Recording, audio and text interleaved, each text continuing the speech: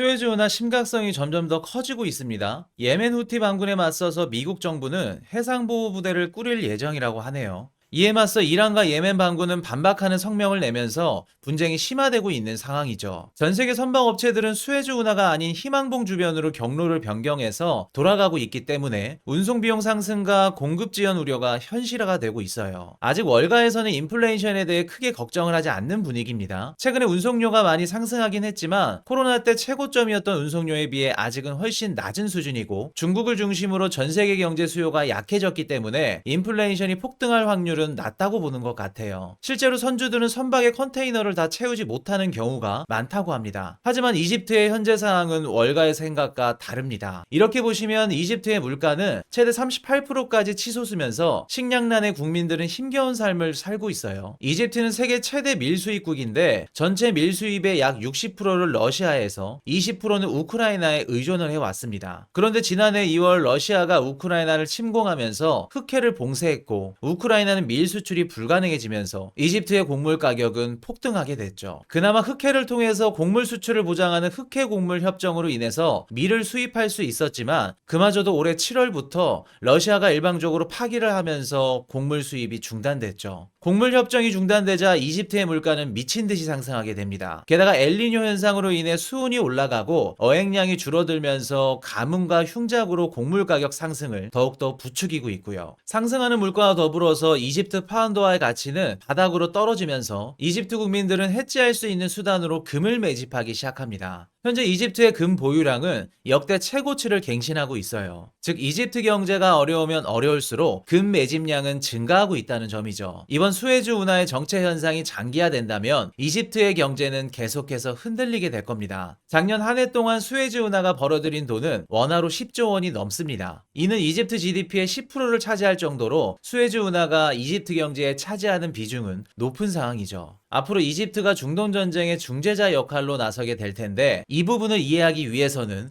수에즈 운하의 역사를 알 필요성이 있어요. 수에즈 운하는 유럽과 아시아를 연결하는 핵심 무역로 역할을 하고 있는데, 이집트는 기원전부터 지중해와 홍해를 연결하는 운하를 만들려고 노력을 해왔습니다. 19세기 산업혁명이 일어났고 영국과 프랑스 같은 유럽 국가들은 대량 생산을 통해 상품이 넘쳐나기 시작합니다. 공급은 넘쳐나고 수요는 한정적이다 보니 유럽은 상품을 소비해줄 수 있는 식민지 확보 경쟁에 나서기 시작하죠. 때마침 증기선이 발명됐고 유럽과 인도양을 단축할 수 있는 항로의 필요성이 커지게 됐죠. 그 당시 이집트의 기술력은 부족했기 때문에 기술력이 뛰어났던 프랑스의 민간 업체들과 운하 건설 비용을 반반씩 부담하면서 지분을 나눠 갖게 되면서 수에즈 운하가 개통됩니다. 1869년 수에즈 운하가 건설되고 나서 유럽에서 인도양으로 나가는 거리가 최대 10,000km가 단축되면서 유럽의 인도양 진출이 훨씬 더 용이해졌죠. 그런데 이집트는 무리한 인프라 투자로 인해서 국가 부채가 증가하게 되었고, 이집트 정부는 수에즈 운하 지분을 영국에게 팔게 됩니다. 그때부터 영국군은 수에즈 운하를 지킨다는 명목으로 이집트에 주둔하게 되죠. 1952년 이집트에서 군부 쿠데타가 발생을 했고 나세르 정권이 장악을 하면서 4년 뒤 1956년 수에즈 운하를 국유화 선언하게 됩니다. 이에 화가 난 영국과 프랑스는 이스라엘을 앞세워서 이집트를 공격했어요. 이스라엘은 홍해로 나가는 육상 통로를 원했고 영국과 프랑스는 수에즈 운하에 대한 권리를 회복하는 것이 목표였죠. 결국 이집트는 점령을 당하고 맙니다. 그런데 이 상황이 달갑지만은 않은 국가들이 있었어요. 바로 미국과 소련이었는데요. 수에즈 운하를 차지하게 되면 향후 천문학적인 수입과 권력을 질 수 있다는 것을 알고 있었기 때문에 두 국가는 이 분쟁에 참여하게 됩니다. 결국 영국과 프랑스는 수에즈 운하에서 철수하게 됐고 이스라엘만 시나이 반도를 점령하면서 홍해로 가는 육로를 확보하는 실리를 챙기게 되죠. 물론 이집트 정부도 수에즈 운하의 지분을 다시 되찾게 되었고요. 이 전쟁이 우리가 흔히들 말하는 2차 중동 전쟁입니다. 그런데 또 분쟁이 터지죠. 이스라엘과 나세르 정권이 다시 맞부딪히면서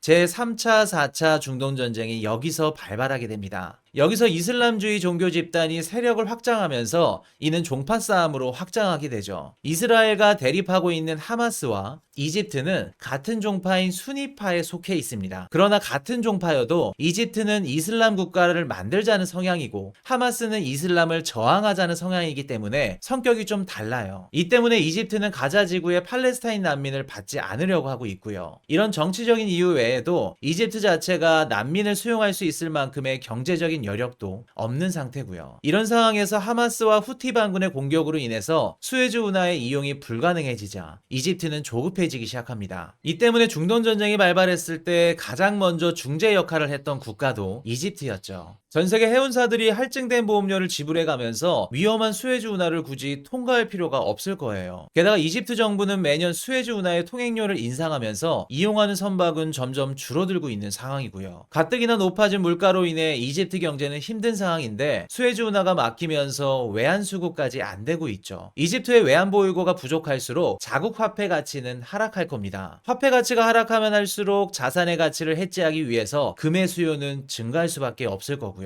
지금 보고 계시는 표는 지난 1년 동안 금을 매집한 국가를 나타내는 표입니다. 1등이 티르키예, 2등이 중국이네요. 3등이 이집트고요. 지난 1년 동안 금을 가장 많이 매집한 국가들을 보면 공통점이 있습니다. 외환 수급이 안 되는 국가들이 대체적으로 금을 매집해 왔다는 공통점이 존재하죠. 부족한 외환 보유고를 달러 대신 금을 매집해서 채우고 있었던 겁니다. 금 가격이 전고점을 돌파하고 우상향을 그리는 이유가 여기 있었던 거죠. 세계 양대 운하인 수에즈 운하와 파나마 운하가 정상적으로 작동이 안 된다면 내년 상반기 국제유가는 물론이고요. 상품 물가도 상승할 가능성이 있습니다. 물론 기후적인 측면에서도 식량도 해당이 될 거고요. 물가가 다시 반등해서 경제가 힘들어진다면 금의 수요는 더욱더 늘어나면서 가격은 다시 한번 전고점 트라이를 하게 될 가능성이 높아 보여요. 그리고 중동 전쟁이 장기화되면 될수록 금의 수요는 더욱더 증가하게 될 겁니다. 금과 비슷한 대체 자산을 찾아보자면 비트코인이 될 수도 있겠네요. 실제로 올해 7월 이집트 파운드화의 가치가 급락하면서 이집트 내에 비트코인 가격이 최고점을 찍었다고 합니다. 이집트뿐만 아니라 아르헨티나, 티르키예, 레바논 등 환율이 불안정한 국가에서도 비트코인 가격은 급등을 했는데요. 불안한 국민들은 자산을 해지하기 위해 비트코인을 매수하고 있다고 합니다. 내년에는 다양한 지정학적 위기와 정치적인 변수들이 존재하기 때문에 대응할 수 있는 자산을 한 번쯤 생각해 보셔도 좋을 것 같아요. 투자를 하다 보면 수익을 내는 데에만 집중하시는 분들이 많은 것 같아요. 사실 투자의 첫 출발은 내 자산을 지키는 것부터 시작입니다. 공격적으로 투자를 해서 수익을 거두는 것도 중요하지만 시장이 불안정하고 변수들이 많을 때는 수익을 내는 것보다 마이너스 폭을 줄이는 게 더 효과적일 수 있어요. 이 때문에 기관들이 포트폴리오를 구성할 때 변동성이 상대적으로 적은 자산에 일부분 투자해서 투자 비율을 맞춰주는 거죠. 일반적인 사람들이 많은 돈을 벌기 위해서는 많은 희생과 인내가 필요합니다. 즐길 거 즐기고 쓸 거 쓰면서 모으면 된다고요? 절대 그렇지 않습니다. 금수저가 아닌 이상 열심히 일을 해서 번 소득으로 금을 사던 주식이나 비트코인을 사서 미래를 준비해야만 합니다. 경제에 좀 더 관심을 갖고 노력하고 공부하시다 보면 자연스럽게 부는 따라올 거예요. 머니톡톡 구독자분들은 경제적으로부터 자유를 얻는 현명한 투자자가 되셨으면 합니다. 다음이 더 기대되는 좋은 정보로 찾아뵙겠습니다. 지금까지 머니톡톡이었습니다.